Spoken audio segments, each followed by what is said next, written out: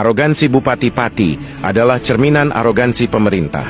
Dia menaikkan pajak secara ugal-ugalan, yaitu 250%. Dan lalu menantang, silahkan rakyat demo, jangankan 5.000, 50.000 pun saya tidak akan mundur. Darah saya mendidih.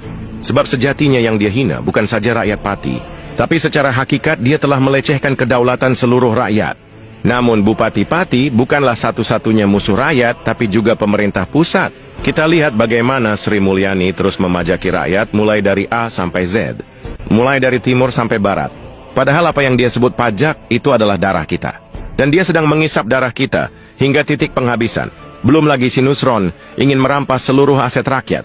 Mulai dari tanah, rumah, dan warisan lain. Lalu kemudian Ketua PPATK Ivan Yustitiavandana merampas uang rakyat di bank. Ekonomi kolaps, terjadi rush money. Kerugian di pasar saham puluhan triliun dan potensi kerugian ribuan triliun. Ekonomi goncang, roda ekonomi berhenti berputar. Dia menumbangkan negara seorang diri. Sepatutnya hukuman yang pantas untuk dia adalah hukuman mati. Tapi karena dia adalah bagian dari tim perampok, dia tetap aman. Sebab ternyata pemblokiran 31 juta rekening yang dilakukan PPATK hanyalah sebuah simulasi menuju payment ID yang akan diluncurkan Bank Indonesia dan akan diresmikan Presiden Prabowo. Jadi pada tanggal 17 Agustus, di hari yang katanya Indonesia merdeka, pemerintah akan memborgol seluruh rakyat dan sebuah sistem perbudakan digital dari New World Order yang di dalam Kristen disebut sistem antikris. Atau dalam Islam disebut sistem Dajjal akan diberlakukan. Kita semua akan dipaksa masuk.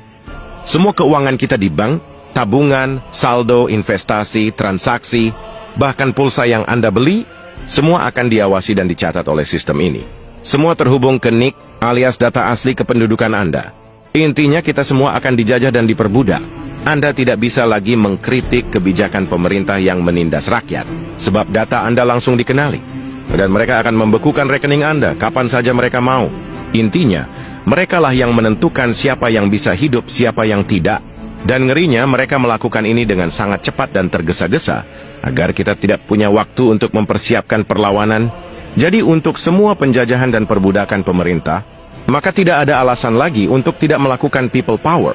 Cukup sudah pemerintah menindas rakyat. Semakin kita diam, semakin kita diinjak-injak. Kita tidak punya pilihan lain selain harus bangkit dan merebut kedaulatan kembali. Sebenarnya kita belum merdeka, tapi masih terjajah. Ibarat kata pepatah, lepas dari mulut harimau, masuk ke mulut buaya. Lepas dari penjajah kulit putih, masuk ke penjajah kulit coklat. Saat ini yang perlu kita lakukan bukanlah merayakan 17-an, tapi mempersiapkan perlengkapan perang.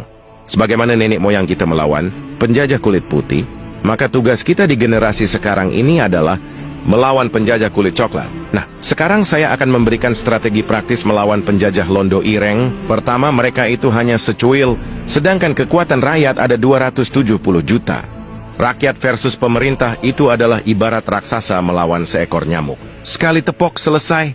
Kedua, aparat tidak bisa menggunakan senjata untuk mengancam atau menghadapi rakyat. Sebab senjata itu aturannya sangat ketat, hanya bisa digunakan untuk perang melawan bangsa asing. Dan ada azas kepatutan dalam membawa senjata. Jika masyarakat tidak membawa senjata, maka aparat tidak boleh membawa senjata.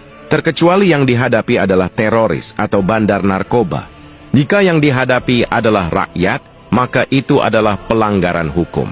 Jika aparat melanggar hukum, maka siapapun, jangankan rakyat, bahkan anjing sekalipun, punya hak untuk membela diri. Dan konstitusi kita menjamin rakyat berhak mengangkat senjata apabila diperlukan, yaitu untuk bela negara. Ingat, negara itu adalah milik rakyat.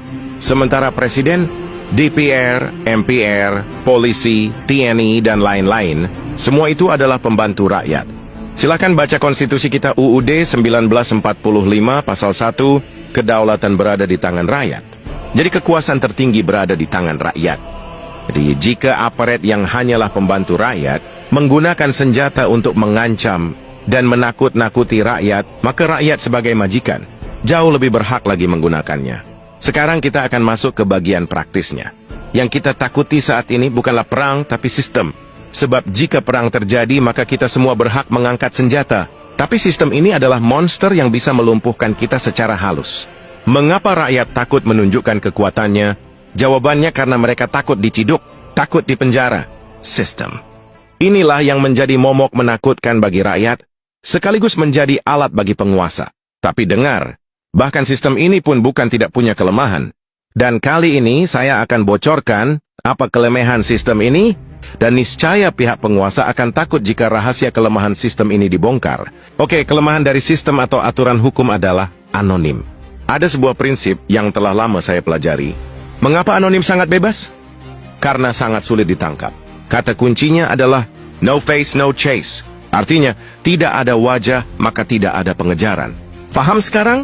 Yap, artinya jika Anda berani melawan penguasa, tapi wajah Anda kelihatan, maka Anda telanjang dan terbuka untuk dilenyapkan. Sekarang kan mungkin Anda bertanya, oke, tapi anonim itu kan untuk di internet? Bagaimana dengan people power di lapangan? Jawabannya sama, yaitu topeng. Jadi jika rakyat bangkit menunjukkan kekuatannya, maka jangan pernah biarkan celah kelemahanmu terbuka barang sedetik pun. Jika Anda ingin tetap bisa tidur nyenyak di malam hari, gunakan topeng itu sepanjang aksi. Anda bisa membuka sesekali bagian hidung untuk menghirup udara segar. Tapi jangan pernah membukanya selama Anda masih di medan perang. Inilah yang menjadi kelemahan mahasiswa. Tiap kali mereka melakukan aksi, mereka membiarkan wajahnya dikenali, di mana kamera dan CCTV merekam wajah mereka. Dan akhirnya mereka diciduk di rumah. Dan ketika teror itu mulai terjadi, maka disitulah mereka mulai ciut. Ibarat Batman, dia adalah seorang tokoh terkenal. Tapi ketika dia beraksi dan memakai topeng, maka dia menjadi pangeran malam, bebas dan tak dikenali. Kemudian langkah berikutnya adalah, semua gedung dan kantor pemerintahan itu adalah milik rakyat. Jadi tiap kali people power terjadi, jangan takut menduduki dan menyegel gedung itu. Itu semua adalah milik rakyat, dari uang rakyat. Nah, jadi rakyat berhak melakukan apapun atas semua yang dimilikinya. Yang tidak bisa adalah jika Anda merusak properti milik privat orang lain, alias bukan properti plat merah. Lalu yang ketiga yang perlu Anda ketahui, semua aksi ini apapun yang terjadi, dijamin konstitusi. Ingat pasal tertinggi dalam konstitusi ada pada pasal pertama. Kedaulatan ada di tangan rakyat. Ketika rakyat berjuang untuk mengembalikan kedaulatan rakyat, maka apapun resiko yang terjadi di baliknya, itu masih tetap konstitusional atau aksi konstitusional. Sedikit disclaimer, saya bukan mempengaruhi untuk anarkis, hanya memberi edukasi hukum sesuai konstitusi. Saya tetap berharap pemerintah mundur, walau hanya dengan demonstrasi biasa. Walau biasanya itu jarang terjadi. Dan bagian terakhir ini, mungkin juga perlu Anda ketahui agar Anda tidak takut. Total kapasitas penjara di Indonesia hanyalah 147.000. Itu pun sudah over kapasitas atau tidak muat lagi. Dan banyak narapidana diberikan pengampunan karena penjara sudah tidak muat. Jadi jangankan rakyat turun 200 juta, rakyat turun 1 juta saja mereka tidak akan bisa memenjarakannya. Karena penjara sudah over kapasitas alias tidak muat lagi. Jadi semua ancaman mereka itu sebenarnya adalah gertak sambal. Coba bayangkan, di mana mereka akan memenjarakan 1 juta orang? Apakah mereka akan menyulap semua kantor dan gedung kementerian dan istana presiden menjadi penjara? Pun, itu paling hanya mampu menampung 1/2 juta orang. Jadi jangan takut dengan gertakan mereka, sebab ketika kita takut maka disitulah mereka kuat. Ingatlah semua rule ini, maka niscaya kita akan bisa merebut kembali kedaulatan rakyat dengan mulus, tanpa perlawanan yang berarti. Dan sedikit lagi, tiap kali aksi, jangan pernah datang dengan tangan kosong.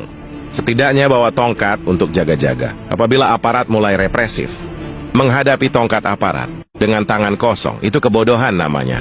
Yang kedua, bawa tas untuk menyimpan air minum, makanan, dan lain-lain. Mari seluruh rakyat, jangan takut lagi.